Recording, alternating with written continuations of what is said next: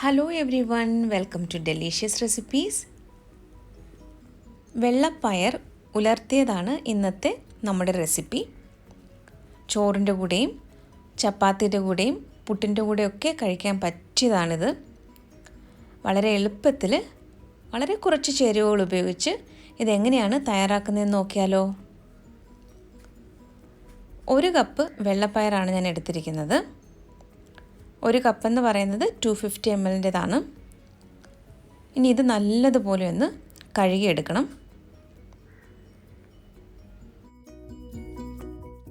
ഇതിപ്പോൾ നന്നായിട്ട് ഞാൻ കഴുകിയെടുത്തിട്ടുണ്ട്. ഇനി ഇതിലേക്ക് കുറച്ച് വെള്ളം ഒഴിച്ച് 2 മണിക്കൂർ കുതിർത്ത് വെക്കണം. 2 മണിക്കൂറിന് ശേഷം നമുക്കിതൊന്ന് പ്രഷർ കുക്കറിലിട്ട് വേവിച്ചെടുക്കാം. ഇപ്പോൾ 2 മണിക്കൂർ കഴിഞ്ഞിട്ടുണ്ട്.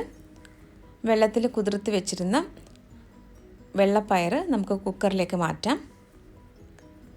ഇതിലേക്ക് ആവശ്യത്തിനുള്ള ഉപ്പ് കൂടി ചേർത്ത് കൊടുക്കാം. 1 കപ്പ് വെള്ളമാണ് ഞാനിപ്പോൾ ഒഴിക്കുന്നത്. ഇനി ഇത് നന്നായിട്ടൊന്ന് മിക്സ് ചെയ്തെടുത്ത ശേഷം കുക്കർ അടച്ചു വെച്ചിട്ട് ഇത് വേവിച്ചെടുക്കാം.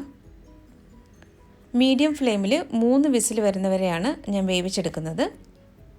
നിങ്ങൾ ഉപയോഗിക്കുന്ന പയറിനും പ്രഷർ കുക്കറിനും അനുസരിച്ച് കുക്കിംഗ് ടൈമിൽ വ്യത്യാസം വരാം. പ്രഷർ നല്ലതുപോലെ പോയതിന് ശേഷം മാത്രമേ കുക്കർ തുറക്കാവൂ. ഇതിപ്പോൾ പാകത്തിന് ഈ പയർ വെന്ത് വന്നിട്ടുണ്ട്. ഇതിൽ കുറച്ച് വെള്ളമുണ്ട്. ഈ വെള്ളം കളയരുത്. പയർ ഉലർത്തിയെടുക്കുമ്പോൾ ഈ വെള്ളം കൂടി ചേർത്ത് കൊടുക്കാം. ഇവിടെ ഒരു പാനിൽ കുറച്ച് എണ്ണ ഒഴിച്ചിട്ടുണ്ട്.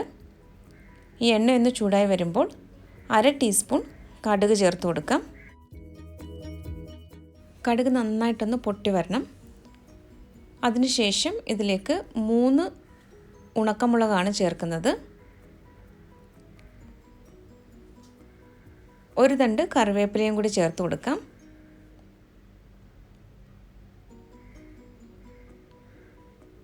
ഒരു സവാളയാണ് ഇനി ഇതിലേക്ക് ചേർക്കാനുള്ളത്.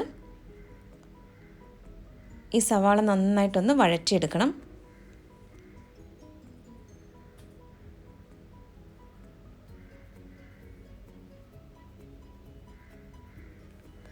ഏകദേശം 1 ടീസ്പൂൺ വെളുത്തുള്ളിയാണ് ഇപ്പോൾ ചേർത്തത്. ഇനി വെളുത്തുള്ളിയുടെ ആ പച്ചമണം ഒന്ന് മാറുന്നത് വരെ നല്ലതുപോലെ ഒന്ന് വഴറ്റിയെടുക്കാം.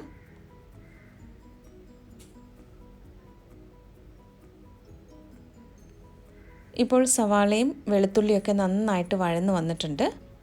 ഇനി നമുക്കിതിലേക്ക് 1/4 ടീസ്പൂൺ മഞ്ഞൾപ്പൊടി ചേർത്ത് നന്നായിട്ടൊന്ന് മിക്സ് ചെയ്തെടുക്കാം. അടുത്തതായിട്ട് ഇതിൽ ചേർക്കുന്നത് മുളക് പൊടിയാണ്. 1 ടീസ്പൂൺ മുളക് പൊടിയാണ് ഞാനിപ്പോൾ ചേർത്തത്. ഇത് സാദാ മുളക് പൊടിയാണ്. നിങ്ങളുടെ ഓരോരുത്തരുടെയും എരിവിനനുസരിച്ചിട്ട് മുളക് പൊടിയുടെ അളവിൽ വ്യത്യാസം വരുത്താം.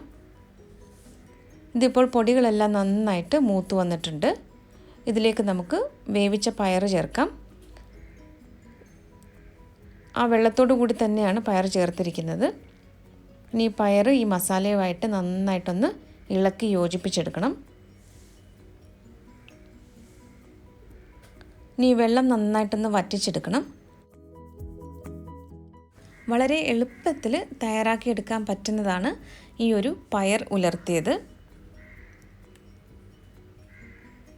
ഇപ്പോൾ വെള്ളം നല്ലതുപോലെ വറ്റി വന്നിട്ടുണ്ട്.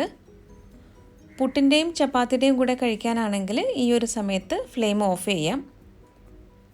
ഇത് എത്രത്തോളം ഡ്രൈ ആക്കി എടുക്കണമെന്നുള്ളത് നിങ്ങളുടെ ഓരോരുത്തരുടെയും താല്പര്യത്തിനനുസരിച്ച് ചെയ്യാം. അങ്ങനെ നല്ല രുചികരമായിട്ടുള്ള പയർ ഉലർത്തിയത് ഇവിടെ റെഡി ആയിട്ടുണ്ട്. അപ്പോൾ എല്ലാവരും ഇതൊന്ന് ട്രൈ ചെയ്ത് നോക്കണം. ട്രൈ ചെയ്ത് നോക്കിയിട്ട് ഫീഡ്ബാക്ക് കൂടി തരാനായിട്ട് മറക്കരുത്. ഈ റെസിപ്പി ഇഷ്ടമായാൽ ഡെലിഷ്യസ് റെസിപ്പീസ് ചാനൽ കൂടി ഒന്ന് സബ്സ്ക്രൈബ് ചെയ്യണം. അപ്പോൾ മറ്റൊരു നല്ല റെസിപ്പിയുമായിട്ട് വീണ്ടും വരാം. Thank you.